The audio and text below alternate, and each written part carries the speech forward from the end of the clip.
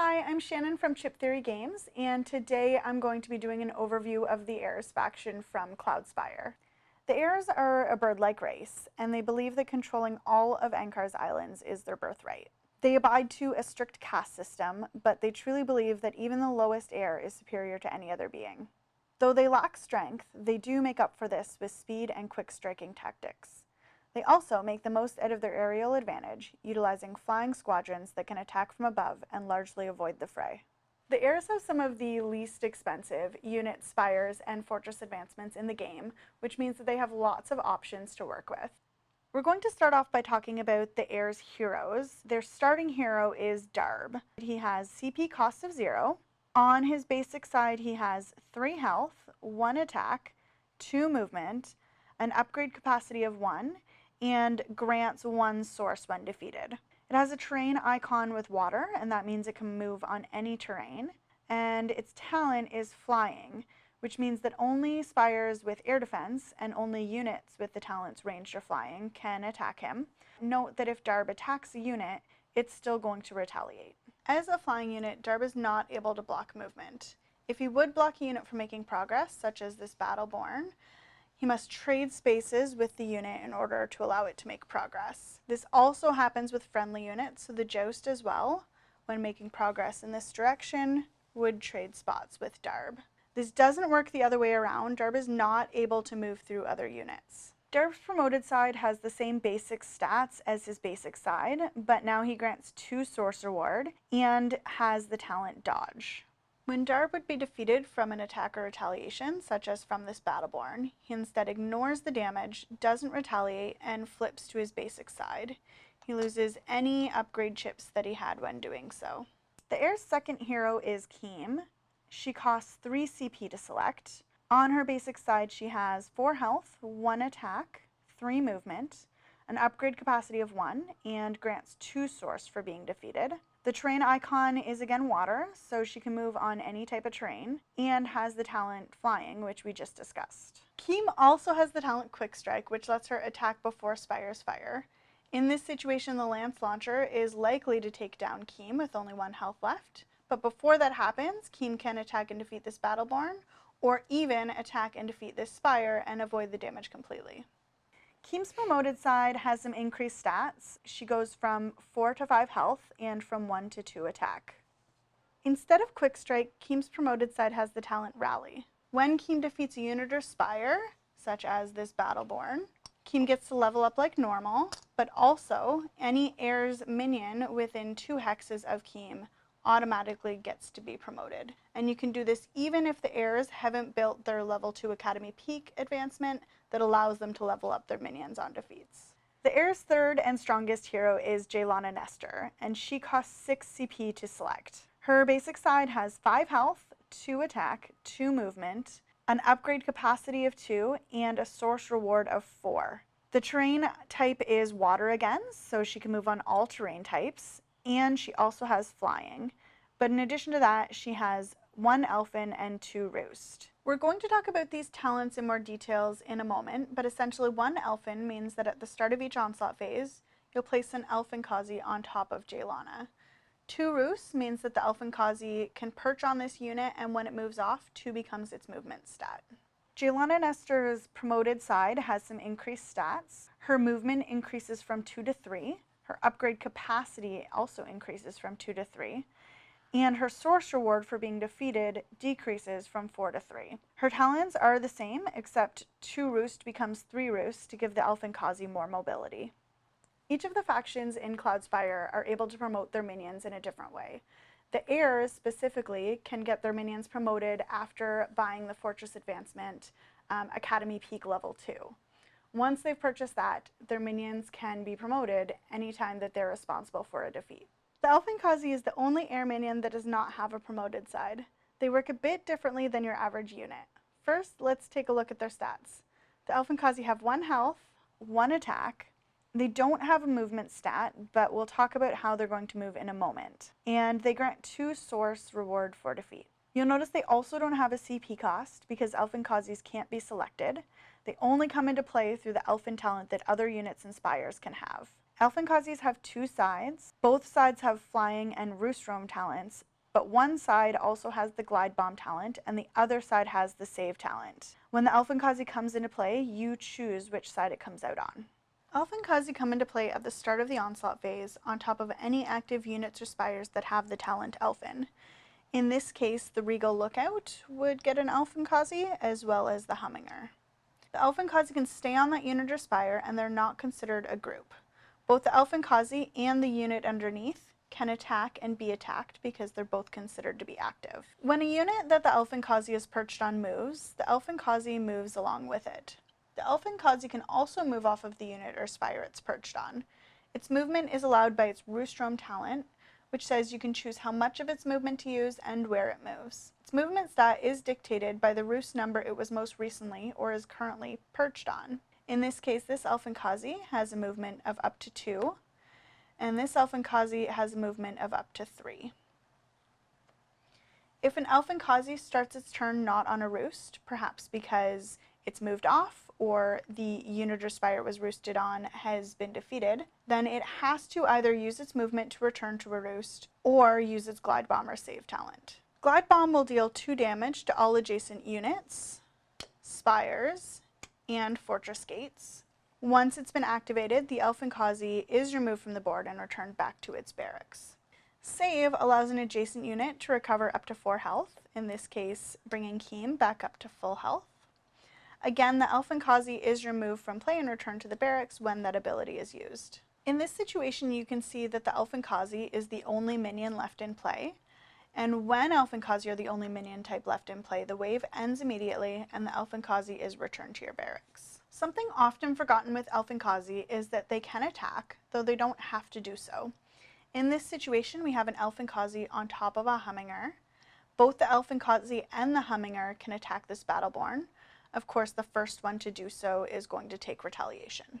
I also want to point out that Elfinkaze can only come into play at the beginning of the onslaught phase. They're not replenished when defeated, and any unit or spire not active at the beginning of the onslaught phase do not get Elfinkaze that wave.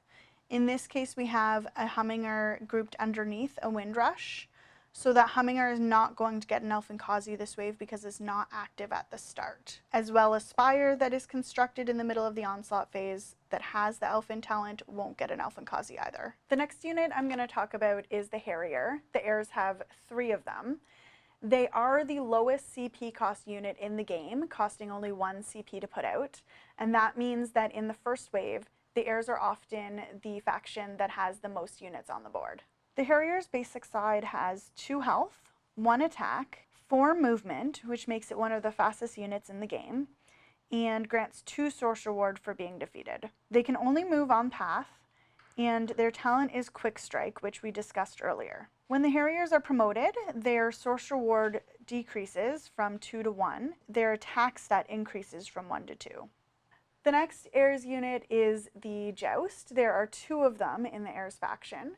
They are a pretty basic but solid unit and a bit hardier than the Harriers.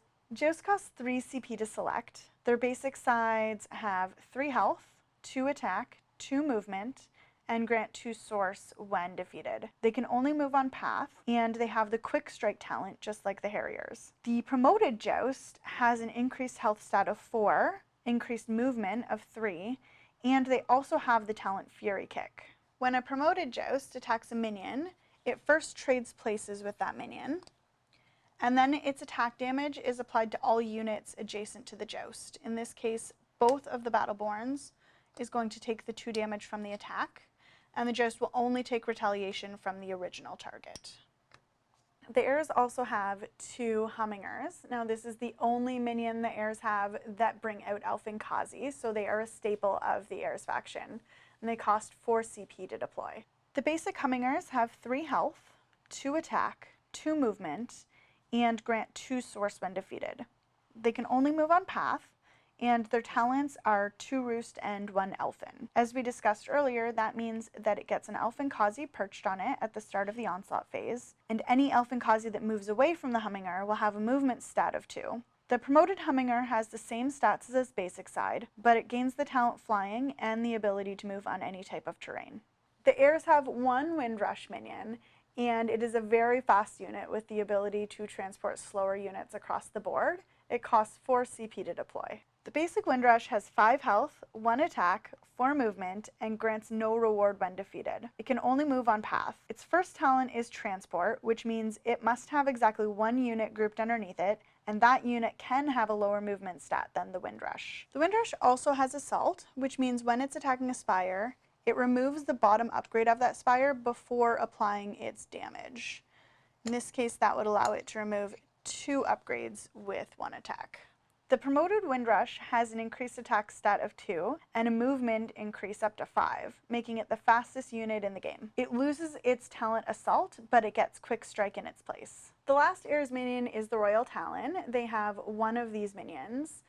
It has a very high health and high attack, as well as the talent Flying, which makes it very difficult for the Heirs opponents to deal with, and it costs 5 CP to deploy. The basic Royal Talon has 5 health, 3 attack, 2 movement, and grants 4 source when defeated. It has the water icon, so it can move on any terrain. Its talent is Flying, which we've discussed earlier. It can only be attacked by Spires with air defense and units with flying or ranged. It also can't block the path of other units, so it will have to swap places if it's in the way of a minion's progress. Note that a unit's flying talent is ignored if the Royal Talent is grouped. The Royal Talon's promoted side has a health stat increased up to 6, and an attack stat of 4, and a movement up to 3. Its source reward also decreases from 4 to 3. Now let's focus on the Heirs Spires. The first basic spire is the Refuge. It has no talents. It costs 3 source to construct and starts with 1 attack and 1 fortification upgrade. It has an upgrade capacity of 2 and it grants 3 source when defeated.